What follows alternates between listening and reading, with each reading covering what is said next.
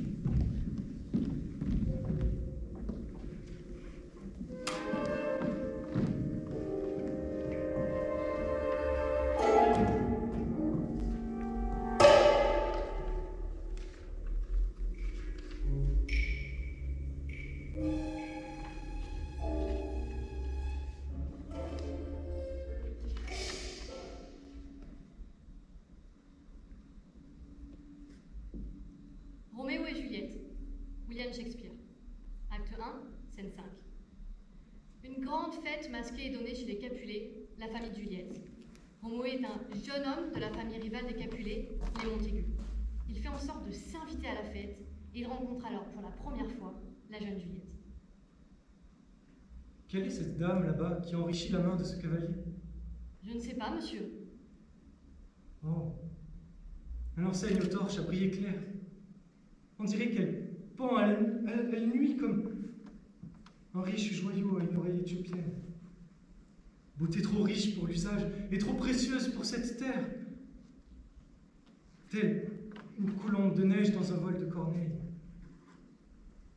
Telle là-bas et parmi ses amis cette jeune dame. Dès la danse finie, je verrai où elle se tient. Et ma main rude sera bénie d'avoir touché à la sienne. Mon cœur a-t-il aimé avant aujourd'hui? Jurez que non, mes yeux, puisqu'avant ce soir, vous n'aviez jamais vu la vraie beauté. Si j'ai pu profaner de ma main indigne cette chasse bénie, voici ma douce pénitence. Mes lèvres sont toutes prêtes, deux rougissants pèlerins, à guérir d'un baiser votre souffrance. Bon pèlerin, vous êtes trop cruel pour votre main, qui n'a fait que montrer sa piété courtoise. Les mains des pèlerins touchent celles des saintes, et leurs baisers dévots, ses paumes contre paumes.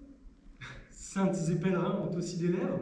Oui, pèlerin, qu'il faut qu'ils gardent pour prier. Oh, face, chère sainte, les lèvres comme les mains. Elles qui prient, exaucent-les, de crainte que leur foi ne devienne du désespoir. Les saints ne bougent pas, même s'ils exaucent le vœu. Alors ne bouge pas, tandis que je recueille le fruit de mes prières, et que mon péché s'efface de mes lèvres grâce aux tiennes. Il l'embrasse. Il s'ensuit que ce sont mes lèvres qui portent le péché qu'elles vous ont pris. Le péché de mes lèvres? Oh, charmante façon de pousser à la faute. Rends-le-moi. Il l'embrasse à nouveau. Il y a de la religion dans vos baisers. Madame, votre mère veut beaucoup vous parler. Qui est sa mère? Par Notre-Dame, jeune homme. Sa mère est la maîtresse de la maison. C'est une digne dame, hein, aussi sage que vertueuse. Quant à moi, j'ai nourri sa fille, à qui vous parliez. Et laissez-moi vous dire que celui qui l'attrapera aura aussi les gros sous. Elle? Une Capulet? Oh, coûteuse créance! Ma vie est au pouvoir de mon ennemi! Roméo sort. Nourrice, viens. Quel est ce gentilhomme qui s'en va? Je n'en sais rien. Va demander son nom. La nourrice s'éloigne. S'il est marié, le tombeau va être mon lit de noces. Son nom est Roméo. C'est un Montaigu. C'est le seul fils de votre grand ennemi. Mon unique amour, né de ma seule haine, inconnu vu trop tôt, reconnu trop tard.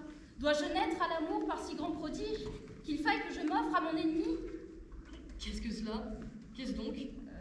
Une poésie que je viens d'apprendre d'un de mes cavaliers.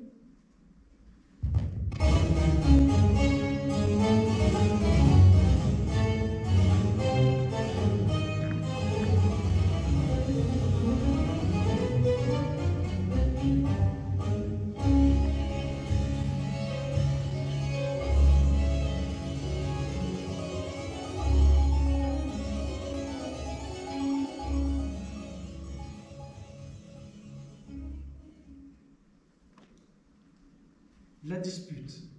Marivaux. Enfermés pendant leurs 18 premières années, 4 jeunes adultes découvrent pour la première fois le monde extérieur. Nous allons assister à la toute première sortie d'Aiglé, accompagnée de Caryse, celle qui l'a élevée. Qu'est-ce que c'est que cette eau que je vois qui roule à terre? C'est ce qu'on appelle un ruisseau. Ah, Caryse, approchez, venez voir. Il y a quelque chose qui habite dans le ruisseau, qui fait comme une personne. Hé, c'est vous que vous y voyez. Tous les ruisseaux font cet effet-là. Quoi? C'est là, moi? C'est mon visage? Sans doute. Mais savez-vous bien que cela est très beau? Que cela fait un objet charmant? Quel dommage de ne pas l'avoir su plus tôt. Il est vrai que vous êtes belle. Comment? Belle? Admirable! Cette découverte-là m'enchante. Vous devez avoir eu bien du plaisir à me regarder. Je passerai ma vie à me contempler. Que je m'aimais à présent. Promenez-vous à votre aise. Je vous laisse pour rentrer dans votre habitation où j'ai quelque chose à faire. Allez, allez, je m'ennuierai pas avec le Scène 4, la rencontre. Azor s'approche. Pour lui aussi, c'est la toute première sortie dans le monde. Églé, continuant et se tâtant le visage. Je me lasse point de moi. Et puis, apercevant Azor, avec frayeur. Qu'est-ce que cela? Personne comme moi? N'approchez point. Azor, étendant les bras d'admiration et souriant. Églé continue. La personnerie. On dirait qu'elle m'admire. Azor fait un pas. Attendez. Ces regards sont pourtant si doux. Savez-vous parler? Le plaisir de vous voir m'a d'abord ôté la parole. La personne m'entend, me répond. Et si agréablement? Vous me ravissez. Tant mieux.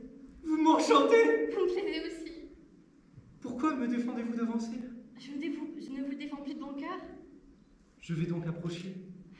J'en ai bien envie. Il avance. Arrêtez un peu. Que je suis émue. J'obéis, car je suis à vous. Elle obéit. Mais donc tout à fait, afin d'être à moi de plus près. Il vient. Ah, la voilà. C'est vous. Qu'elle est bien faite. En vérité, vous êtes aussi belle que moi. Je meurs de joie d'être auprès de vous. Je me donne à vous. Je ne sais pas ce que je sens, je ne saurais le dire. Hé, c'est tout comme moi. Je suis heureux. Je suis agité. Je soupire. Vos yeux sont si tendres. Les vôtres si vifs. Vous êtes si mignonne, si délicate. Dites-moi, où étiez-vous quand je ne vous connaissais pas? Dans un monde à moi, où je ne retournerai plus, puisque vous n'y êtes pas. J'entends du bruit. C'est une personne de mon monde. Pour ne pas l'effrayer, cachez-vous derrière les arbres. Je vais vous rappeler. Oui, mais je vous perdrai de vue. Non, vous n'avez qu'à regarder dans cette eau qui coule. Mon visage y est. Vous l'y verrez.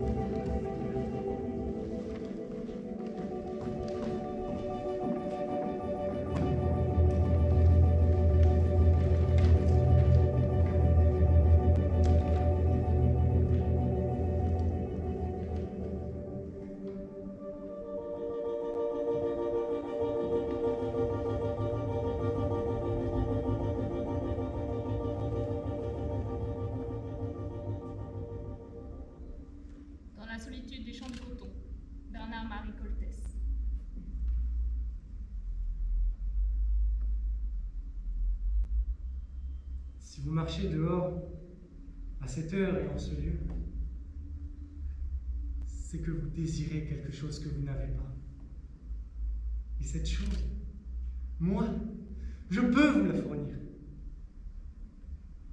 Car si je suis à cette place depuis plus longtemps que vous, et pour plus longtemps que vous, et que même cette heure, qui est celle des rapports sauvages entre les hommes et les animaux, ne m'en chasse pas, c'est que j'ai ce qu'il faut pour satisfaire le désir qui passe devant moi.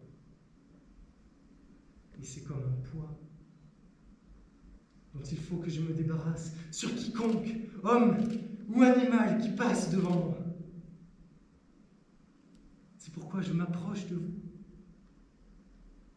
Malgré l'heure qui est celle où d'ordinaire l'homme et l'animal se jettent sauvagement l'un sur l'autre.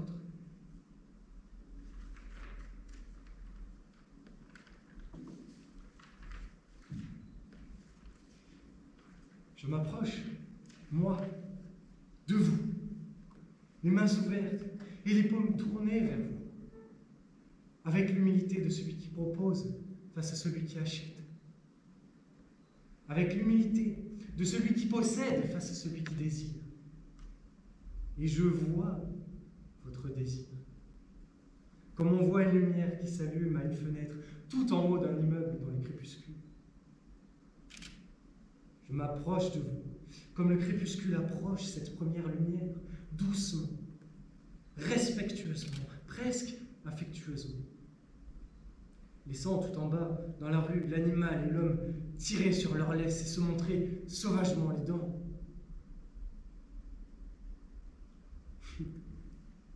Non pas que j'ai deviné ce que vous pouvez désirer, ni que je sois pressé de le connaître.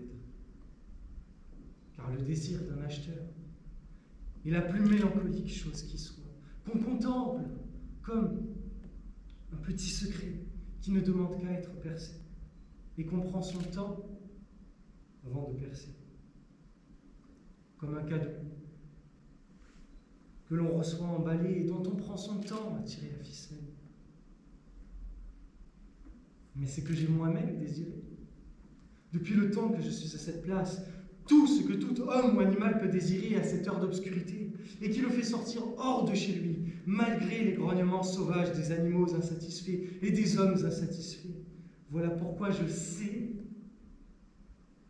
mieux que l'acheteur inquiet, qui garde encore un temps son mystère, comme une petite vierge élevée pour être putain, que ce que vous me demanderez, je l'ai déjà. Et qu'il vous suffit, à vous, sans vous sentir blessé de l'apparente injustice qu'il y a à être le demandeur face à celui qui propose, de me le demander. Puisqu'il n'y a pas de vraie injustice sur cette terre, autre que l'injustice de la terre elle-même, qui est stérile par le froid, ou stérile par le chaud, et rarement fertile par le doux mélange du chaud et du froid.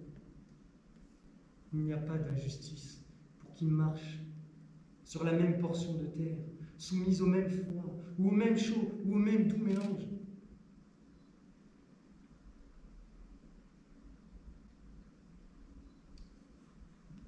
Et tout homme ou animal qui peut regarder un autre homme ou animal dans les yeux est son égal, car il marche sur la même ligne fine et plate de latitude, esclave des mêmes froids et des mêmes chaleurs, riche de même et de même pauvre.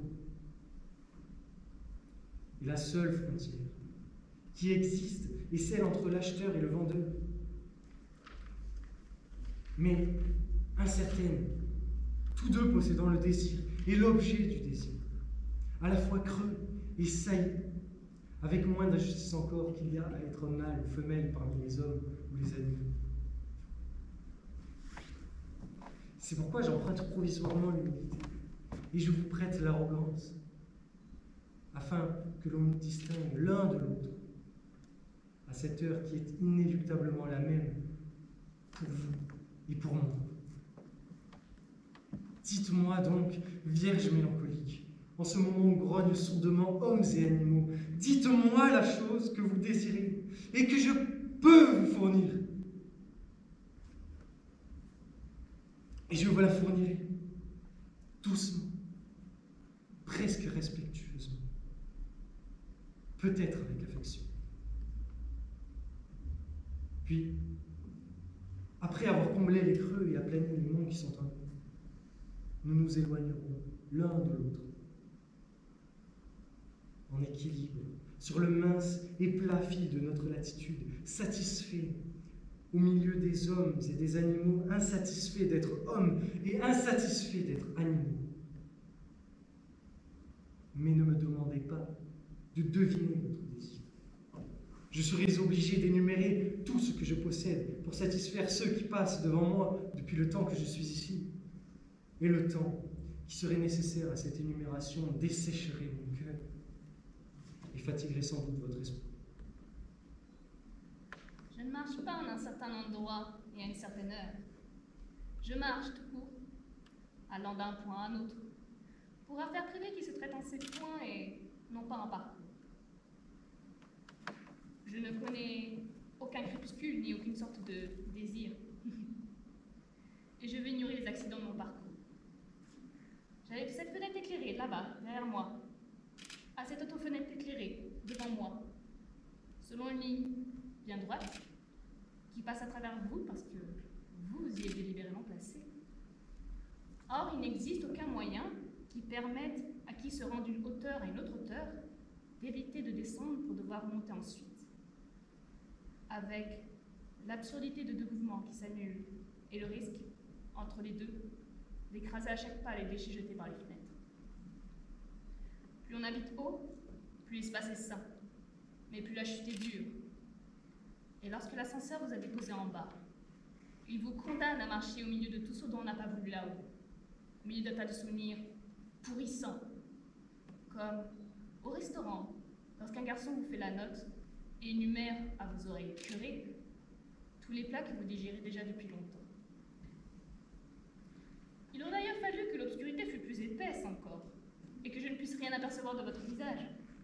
Alors j'aurais peut-être pu me tromper sur la légitimité de votre présence, et de l'écart que vous faisiez pour vous placer sur mon chemin, et, à mon tour, faire un écart qui se commode à tout le monde. Mais quelle obscurité serait assez épaisse pour vous faire paraître moins obscur qu'elle? Il n'est pas de nuit sans lune qui ne paraisse être midi si vous vous y promenez.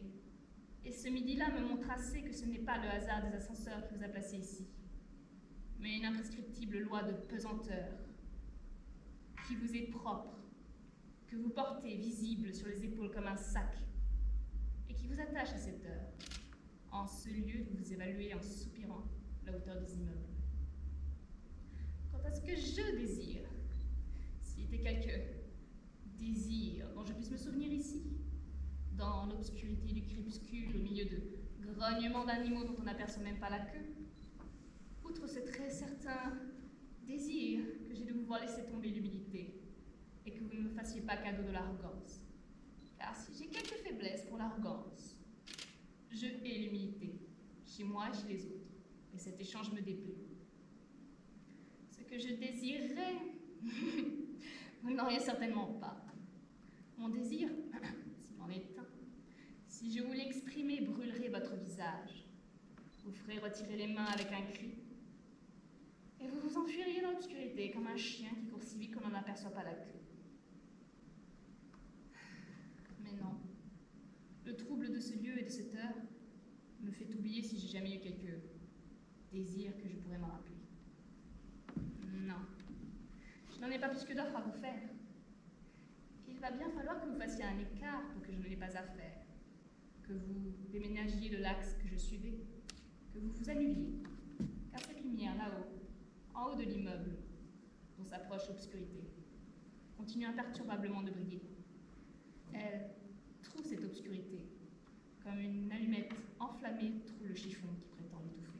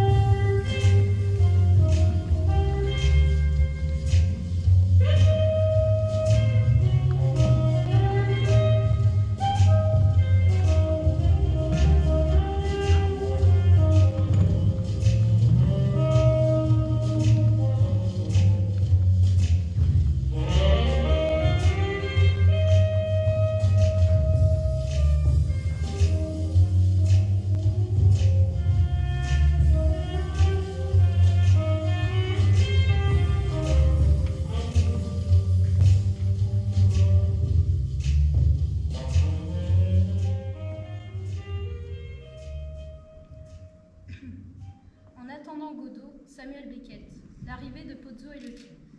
Un cri terrible retentit, tout proche. Estragon lâche la carotte. Il se fige, puis se précipite vers la coulisse. Estragon s'arrête à mi-chemin, retourne sur ses pas, ramasse la carotte, la fourre dans sa poche, s'élance vers Vladimir qui l'attend, s'arrête à nouveau, retourne sur ses pas, ramasse sa chaussure, puis court rejoindre Vladimir. Enlacés, la tête dans les épaules, se détournant de la menace, ils attendent. Entre Pozzo et Lucky. Celui-là dirige celui-ci au moyen d'une corde passée autour du cou, de sorte qu'on ne voit d'abord que Lucky suivant de la corde, assez longue pour qu'il puisse arriver au milieu du plateau, avant que Pozzo débouche de la coulisse. Lucky porte une lourde valise, un siège pliant, un panier à provisions et un manteau, sur le bras. Pozzo un fouet. Pozzo en coulisse. Plus vite. Bruit de fouet. Pozzo paraît. Il traverse la scène. Lucky passe devant Vladimir et Estragon et sort. Pozzo, ayant vu Vladimir et Estragon, s'arrête. La corde se tend, Pozzo tire violemment dessus. Arrière. Bruit de chute. C'est Lucky qui tombe avec tout son chargement. Vladimir et Estragon le regardent, partagés entre l'envie d'aller à son secours et la peur de se mêler de ce qui ne les regarde pas. Vladimir fait un pas vers Lucky. Estragon le retient par la manche. Lâche-moi! Reste tranquille. Attention. Il est méchant. Avec les étrangers. C'est lui. Qui? Voyons. Godot? Voilà. Je me présente. Pozzo. Mais non. Il a dit Godot. Mais non! Vous n'êtes pas monsieur Godot, monsieur? Je suis Pozzo. Ce nom ne vous dit rien? Je vous demande si ce nom ne vous dit rien. Baza. Pozzo? Pozzo. Ah, Pozzo. Voyons. C'est Pozzo ou Bozo? Pozzo. Non, je ne vois pas. Ah, j'ai connu une famille Gozzo. Merde au tambour. Nous ne sommes pas d'ici, monsieur. Vous êtes bien des êtres humains, cependant. Il met ses lunettes. À ce que je vois. Il enlève ses lunettes. De la même espèce que moi. Il éclate d'un rire. De la même espèce que Pozzo! D'origine divine. Voyez-vous, mes amis, je ne peux me passer longtemps de la société de mes semblables, Il regarde les deux semblables. même quand ils ne me ressemblent qu'imparfaitement. À Lucky. Pliant. Lucky dépose valise et panier, avance, ouvre le pliant, le pose par terre, recule, reprend valise et panier. Pozzo s'assied. Panier. Lucky avance, donne le panier, recule. Le grand air, ça creuse. Il ouvre le panier, en retire un morceau de poulet, un morceau de pain et une bouteille de vin. Il dépose la bouteille et se met à manger. Silence. Estragon et Vladimir, s'enhardissant peu à peu, tournent autour de Lucky, l'inspectent sur toutes les coutures. Pozzo mord dans son poulet avec voracité, jette les os après les avoir sucés. Lucky ploie lentement, jusqu'à ce que la valise frôle le sol, se redresse brusquement, recommence à ployer, rythme de celui qui dort debout. Qu'est-ce qu'il a? Il a l'air fatigué. Il a l'air fatigué, hein. Pourquoi ne dépose-t-il pas ses bagages? Est-ce que je sais? Attention, Si on lui parlait? regarde-moi ça. Quoi? Le coup? Je ne vois rien. Et toi ici? En effet, À vif? c'est la corde. Force de frotter? Qu'est-ce que tu veux? C'est le nœud. C'est fatal. Il n'est pas mal. Tu trouves? Un peu efféminé. Il bave. C'est forcé. Il écume. C'est peut-être un idiot. Un crétin. On dirait un goitre. Ce n'est pas sûr. Il allait. C'est normal. Et ses yeux, Qu'est-ce qu'ils ont? ils sortent. Pour moi, il est en train de crever. Hein. Ce n'est pas sûr. Pose-moi une question. Tu crois? Qu'est-ce qu'on risque? Monsieur?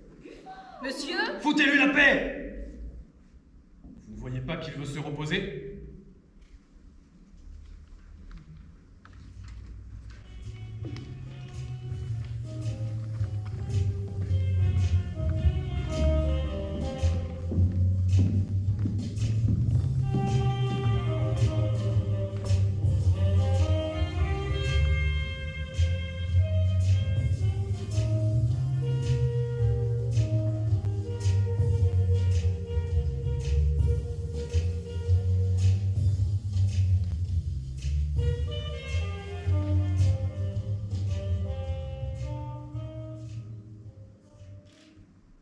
Titsuyu, Kofi Kuale.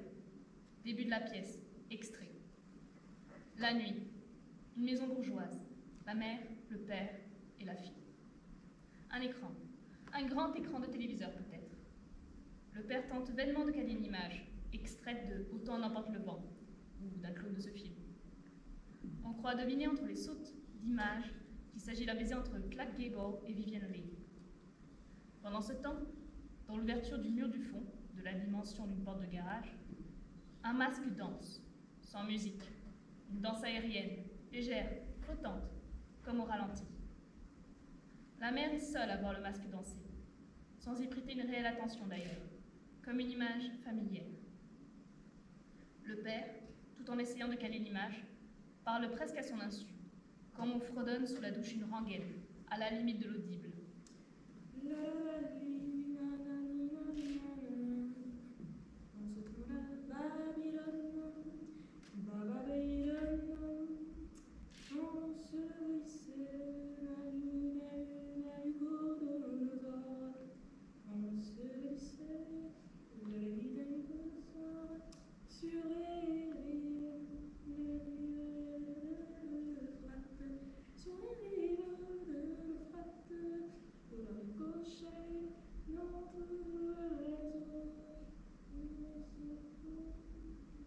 Arrête sur l'image.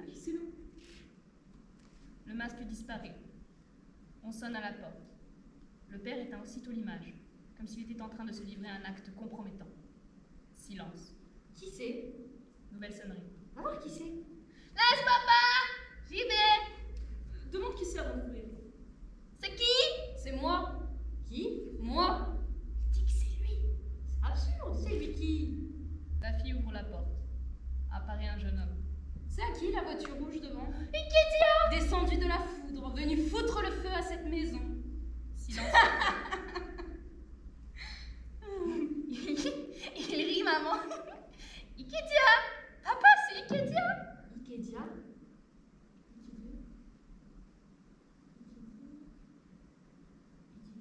Oui, c'est Ikedia. Viens avec moi, Ikedia. Enchantée. Papa, Enchantée. maman, Enchantée. Ah, c'est vous? plutôt. Oui, c'est mon Ikedia. Il fait un temps superbe, le ciel est dégagé et la lune est claire.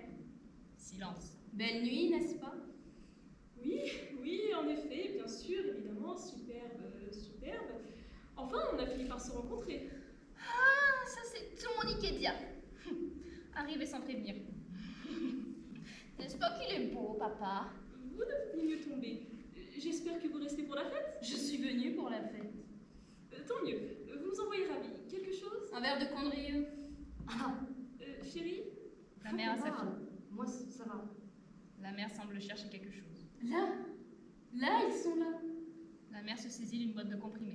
C'est bien ce que vous cherchiez. Elle avale fébrilement quelques comprimés. Silence. Dites-moi, vous ne... Si! Il reste! Il dort dans ma chambre cette nuit. Ah, faut qu'on parle. Je sais me tenir, madame. Je viens, Ikedia. Donc voilà, notre fille nous a tellement parlé de Equidia que je suis capable de faire de mémoire son portrait. À ce point. À ce point, alors voyez-vous monsieur, je sais que c'est inconvenant et brutal de ma part, Ikedia, je vais m'énerver. mais dès que j'ai entendu notre fille vous nommer, les traits d'Equidia se sont brouillés dans ma mémoire. Sur le coup, je n'ai même pas remarqué que vous n'étiez Laisse-moi pas... faire. Vous n'êtes pas Ikedia. Il est Ikedia. À quoi cela vous avance-t-il de savoir qui je suis? Je m'appelle Ikedia et je suis venue foutre le feu à cette maison. Cela devrait vous suffire. Il rit, maman, il rit. Regarde comme il rit. Je ne me suis pas trompée. Vous êtes bien élevé et vous avez beaucoup d'humour. Je sais que je n'ai pas en plus le droit de vous demander cela, mais verriez-vous quelques inconvénients à continuer, rien que pour cette nuit, de jouer pour notre fille le rôle d'Ikedia? Qui te dit qu'il joue? Hein?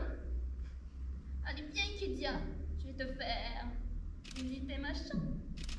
Votre sacoche, je vous débarrasse de votre sacoche? Non, non. Je m'en débarrasserai tout à l'heure, quand le moment viendra. Ikedia est la fille sorte. Au fait, la voiture rouge dehors, c'est la mienne. C'était ma voiture. Voici des années qu'elle ne bouge plus que dans mes cauchemars.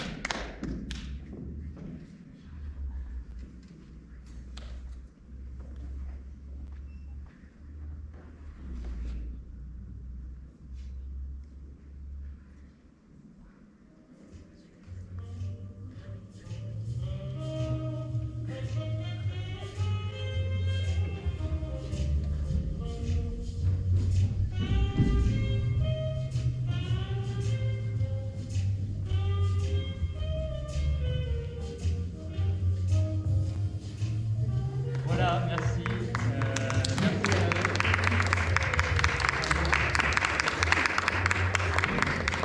C'était leur première fois sur scène, hein. C'est ça que j'ai oublié aussi de... Bravo.